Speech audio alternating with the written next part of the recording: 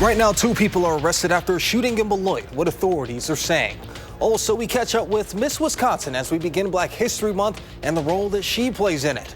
And we're following how an organization at UW-Madison is spreading Madison's Black history through a research program. We'll take you there. That's all coming up on News 3 Now at 10. Good evening and thank you for joining us tonight after the Grammys, the biggest night in music. We hope you enjoyed it. Let's go ahead and get a look at your first warn forecast to see what that weather's going to be like as we enter the work week, Blaze. That's right. We are about to kick off the first full week of February, starting off with Groundhog Day. But before we get there, we're going to wrap up with this snow that is continuing to push its way eastward into now more or less the Milwaukee coverage area. But we're still watching a few lingering snowflakes and maybe some light freezing drizzle around Beaver Dam, into Mayville, down into Eustisford, into Watertown, Oconomowoc, right along 94 there, over the Sullivan radar site, and then further into parts of Walworth County, Elkhorn, back into Janesville, still dealing with some of that light snow, but it's beginning to move off of 39. Temperatures are in the 20s at this hour still. We got into those mid-20s today. A few of us got into the upper 20s, and even warmer temperatures are in store for us as we look ahead into the next work week. Tomorrow we're going to head into those 20s again with a little bit more sunshine by the second half of the day. What does the rest of the week have in store for us? 30s in the forecast, when they return and how long they stick around for in just a few minutes. All right, sounds good, Blaze. We'll see you then. In Beloit, 2 people are under arrest following a shooting that sent another person to the hospital. This happened Saturday night around 9:30 p.m. Officers responded to Skyline Drive near the Telfair Park baseball field. For a shots fired report, a minor was arrested for first-degree attempted homicide, attempted armed robbery, and recklessly endangering safety. An 18-year-old was also arrested on an armed robbery charge. Police will continue to investigate. Monona police say a Madison man is under arrest after starting a high-speed chase on the Beltline. Late Friday night, an officer was monitoring speed on the Beltline near Southtown Drive and clocked the vehicle reportedly going 95 miles per hour. Officials say they pursued the driver through Monona Drive and onto Broadway towards U.S. Highway 51 as the car exceeded 100 miles per hour. Officials had to stop the chase due to the road conditions and traffic conditions, but they later found the car stuck off the road about 2.5 miles east where the pursuit had ended. The man driving was taken into custody without incident and is now facing tentative charges of felony eluding and second-degree recklessly endangering safety. He's been cited for his speed infraction and could also have his driver's license suspended. In Rock County, a woman is under arrest on suspicion of her 4th offense of operating while intoxicated. Sheriff's deputies were dispatched to State Highway 213A just a mile north of Magnolia around 8 p.m. Saturday evening after a vehicle was reported stuck in a ditch. Upon arrival, officials found a 53-year-old woman in the car unhurt with her vehicle slightly damaged. Officials say she displayed signs of impairment, leading her to her arrest for an OWI. She's scheduled to appear in court tomorrow. And a family of 8 have been relocated by the Red Cross after a fire had destroyed their home. This happened Saturday morning in the town of Sparta. Fire crews responded to a home on County Highway AA just after 10 a.m. When they arrived, the garage was fully engulfed in fire that was spreading into the home. Though they fought the fire for 6 hours, the house is considered a total loss. Thankfully, no injuries have been reported. Now, to kick off Black History Month, the Wisconsin Alumni Association's Black Affinity Group hosted Legacy and Libations, an event focused on celebrating the Black community right here in Madison. This year's theme is Taking Flight, and it highlights UW-Madison student projects and small alumni-owned businesses. One of the projects highlighted was the Soul Folk Collective, a recently established research department at UW, and it focuses on the telling of stories of Madison's Black community through research. The University of Wisconsin-Madison is a major institution in our state. It's a forefront university in research and academics, and so we thought it was really important to highlight the work of Black Badgers, both students who are actively at the university as well as the excellence that has come out of the university with our alumni and their businesses. The Black Affinity Group was created to bring together the Black alumni community, creating opportunities for engagement, discussions, and mentorship with current students. The research presented by the Soul Folk Collective is currently available to view on their website and will be donated to the Wisconsin Historical Society later this month. UW-Whitewater hosted The Beauty of Black, an event highlighting African-American history in Rock County, and the event's guest speaker made some history of their own for the state of Wisconsin.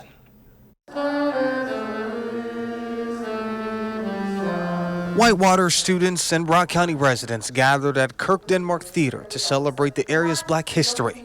They would learn about local historical figures, Rock County's involvement in the civil rights movement, and so much more. Joining them for the event was Living History for Wisconsin, Willow Newell, the state's first Black Miss Wisconsin. I didn't know that Rock County was so integral in Black history. The Great Migration, I talk about that all the time because my grandmother was a part of that Great Migration. So knowing that Black families settled here in Rock County in order to make better lives for themselves, it connects so deeply to my heart because my family did the same thing. We have to remember, Black history is the history of all of us, and we've all contributed to our society and the state of Wisconsin. However, Newell wasn't the first person in her family to make history in the Badger State. My grandfather, who's no longer with us, he was actually the first Black car dealership owner in the state of Wisconsin. And so him creating that history, my great-grandmother owning her house in Wisconsin, those milestones got me to where I am today. So I try to always pay homage to them. Newell says a new goal of hers is to motivate the next generation to create history of their own. It's easy to forget that the impact that you're making on those one-on-one levels is what's most important. And then remembering that people came before me who thought that, if they came together and they talked about what was important to them, that eventually would make an impact on the future, and I am that future. Now, Willow's time as Miss Wisconsin is for 5 more months. After that, she intends to go back to school and get her master's in film. And this Black History Month here at News 3 Now, we'll have a series of stories celebrating the month. You'll be able to hear from Kyrian Lee, Tanisha Shaw, and others from our newsroom. Now, online sextortion is one of the most dangerous threats facing children today. A report from the Wisconsin Department of Justice says the Internet Crimes Against Children Task Force received over 650 sextortion-related cyber tips last year. Protecting your kids online is getting harder than ever, and in some cases, the consequences can turn deadly in just hours. News 3 Now's Kyrian Lee shares what parents need to know to prevent and take action against sextortion. Tomorrow after FBI, right here on News 3 Now. Nominations are live. Best of Madison starts today. From now through the end of the month, you can vote for your favorite businesses, restaurants, TV personalities, and more in the Madison area. On how to vote, you can find a link to that on our website. Just head on over to channel3000.com. And coming up next on News 3 Now, Blaze returns with a complete look of your first one forecast, plus a recap of the biggest night in music. We take a look at this year's Grammy Awards, plus why men develop heart disease sooner than women. That and more after the break.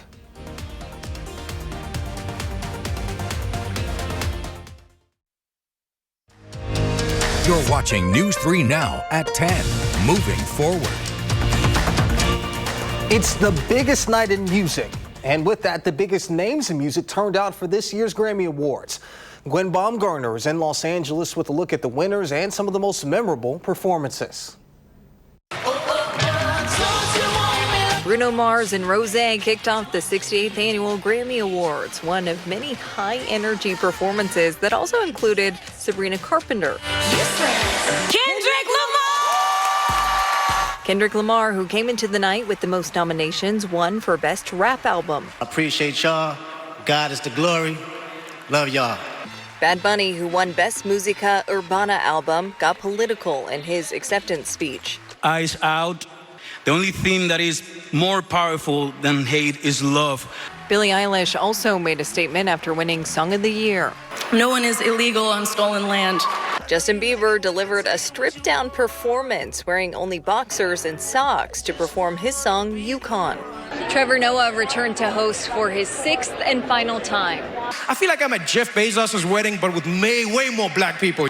Olivia Dean took home Best New Artist. We're nothing without each other. Thank you so much. All 8 nominees in that category performed in a special Grammy segment showcasing the future of music. Gwen Baumgartner, CBS News, Los Angeles. And director Steven Spielberg won a Grammy for producing the documentary Music by John Williams. making him an EGOT winner, the rare artist who has won an Emmy, Grammy, Oscar, and a Tony Award. Now, the date you drop the mail in the mailbox may no longer be the date it's officially processed and postmarked. USPS posted on its website, quote, "While we're not changing our postmarking practices, we have made adjustments to our transportation operations, and the shift could have a big impact on people who pay bills, vote, or file their taxes through the mail." Anything that's getting mailed to a government agency should be sent hand-stamped, registered mail, return receipt requested.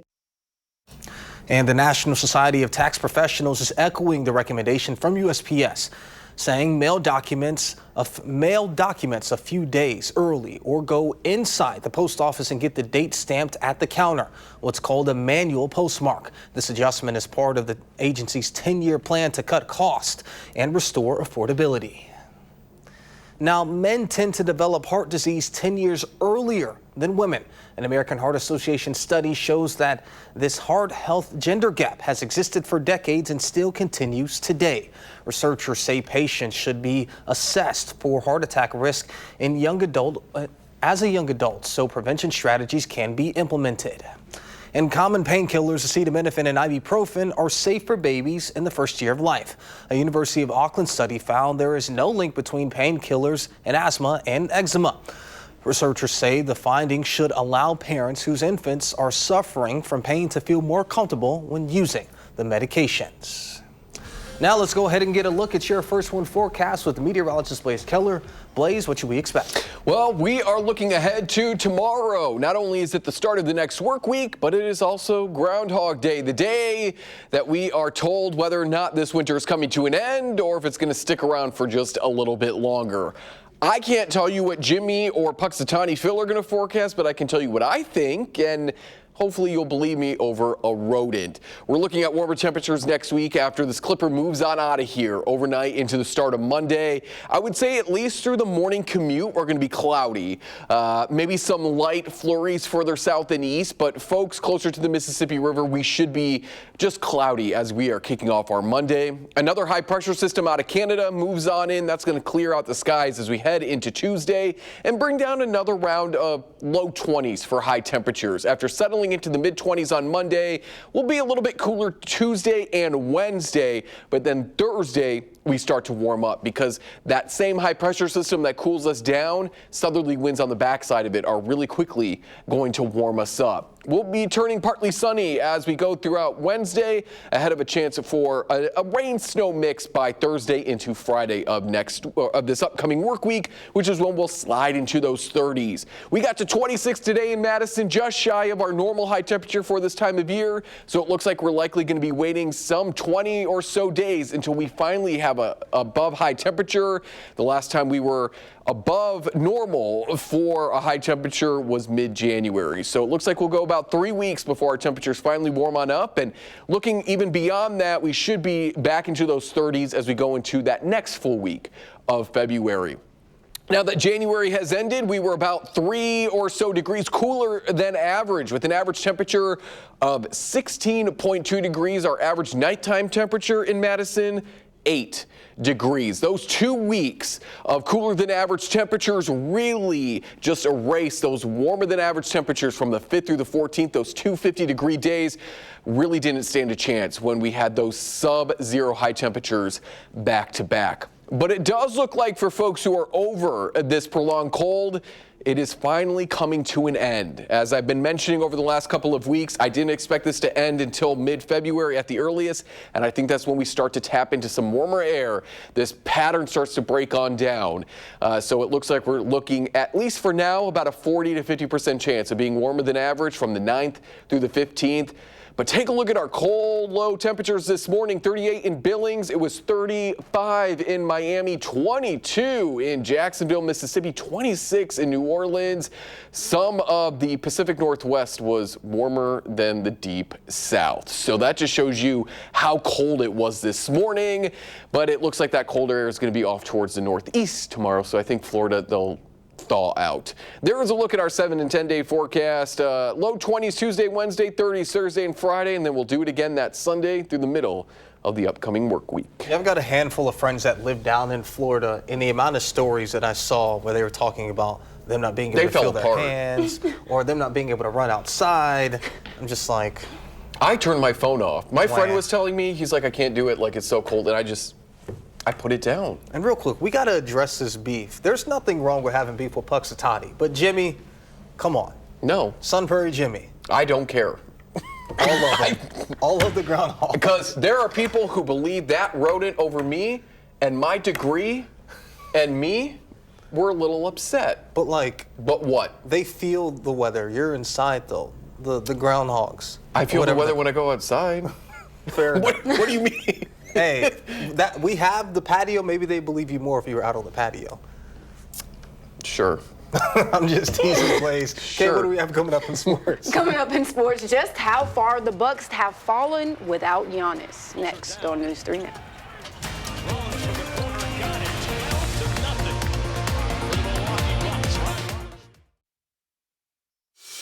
And now, News 3 Now Sports, brought to you by TDS Telecom. Watching the Bucks play nowadays, all you want to do is reminisce back to 2021, the good old days. But without Giannis, the Bucks just don't look like themselves. Taking on the Celtics today and right away going on a 9-0 run, with Ryan Rollins making it a 12-0 run, getting a 3 here. Bucks gained some momentum to take an early lead that would only last the first quarter. Jaylen Brown and the Celtics have their way with the Deer. They lost 107-79, and that's their 8th loss in the last 9 games. After getting into a flow state, Wisconsin men's basketball is looking to get some much-needed rest after beating Ohio State. The Badgers are now 16-6 and 8-3 in conference play, looking to get a high seed for the Big Ten Conference tournament. Head coach Greg Gard is proud of this win, but also ready for his whole team to be healthier. Good team win against a good team. So it was important for us to play well and continue on our journey. So happy for our guys. We finally get a little break here. We need some rest time just to get a little healthier and come up for air for a bit. So it's coming at a good time. And Nijawani Riak is a sophomore superstar in Madison La Follette, leading the state in scoring. On Tuesday, sports director Andrew Banster will have the full feature on the Phenom and her coach. Willie Gray says she is getting better and better in each day. She is one of the best players in the class of 2028 and has more than 40 Division I offers. Still very young and still learning the game, to be honest with you. But as far as like physical talent, like that's the best talent being coached here at La Follette. And in the state, actually, like she's one of the top players, of course, the #1 in class 28 and the #7 player in the country. So she can do a lot of things for us on the court. And man, she's a very, very special player. I mean, 40 Division I offers before you could probably even drive yet. Exactly. Just speaks to how much of a phenom that she actually is. You could see the grin that coach was starting to appear right there. But let's go ahead and talk about those Bucks. You talked about reminiscing back to 2021. They're coming off their first championship. Giannis isn't even 30 years old yet. And you're thinking like, this may be able to come into fruition like a dynasty. And then a couple years ago, they make that move for Damian Lillard, the blockbuster trade, where you had a perennial all-star joining the Bucks, and it just seems like ever since that 2021 season and their loss in the Eastern Conference Finals in 2022 to the Celtics, they just have not been able to get back to form. Is there a way to salvage any of this, Kay? I'm not sure there's a way to salvage it for the Bucks. Honestly, in my opinion, it's looking like that Giannis might not be with the Bucks too much longer. Now, I know a lot of fans don't want to hear that, but that's what it's coming down to. He had a calf injury early in the year, and this calf has been bothering him for several years, and he's just not feeling it. Last time he was in a press conference after a game he played in, he said, this team is playing selfishly. I don't think your star player that's, supposed to be the head or leader of the team is happy. And with constant injuries, it just makes you want to be fed up and, interested in a fresh start to see, like, I'm towards the end of my career. I'm getting kind of old. Maybe I go somewhere that's going to give me a fresh start to rock out my last years and then retire. You have to feel for the Bucks franchise because 50 years ago they had another MVP, arguably one of the best players in the world, if not the best player in the world, in Kareem Abdul-Jabbar, and things flamed out there. And now you have Giannis. You have your second chance at a Kareem-type player. Giannis is, when healthy, is top 3, top 5 best players in the world. And for whatever reason, they can't seem to figure it out post that championship, and he seems unhappy. If I'm ownership and you have a player of that caliber, you got to find a way. And in situations like this, you normally see the coach go or the player go.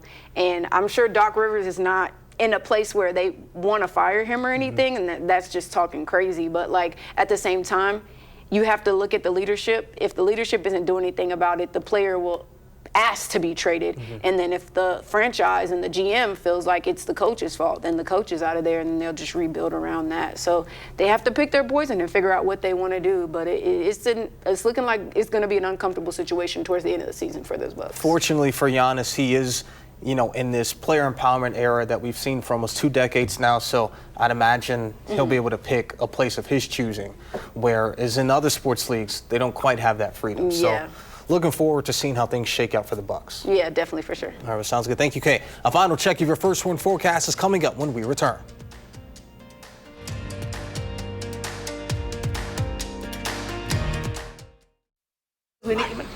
Finally, tonight, these tiny pink dots that you see on your screen are actually tiny red crabs, and millions of them just completed a massive migration. These tiny crustaceans on Christmas Island have to move from the coastline to the safety of the jungle further inland.